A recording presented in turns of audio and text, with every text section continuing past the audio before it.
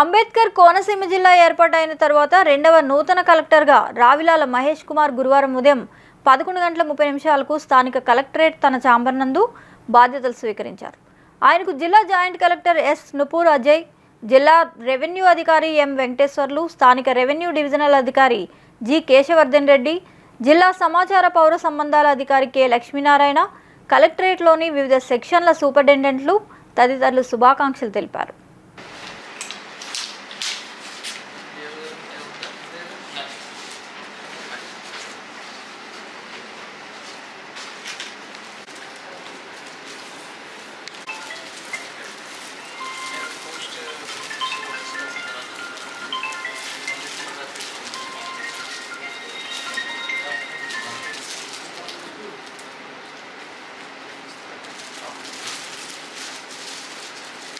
నిరంతర సంచలన వార్తా సమాచారం కోసం వీక్షిస్తూనే ఉండండి మీమా VST న్యూస్.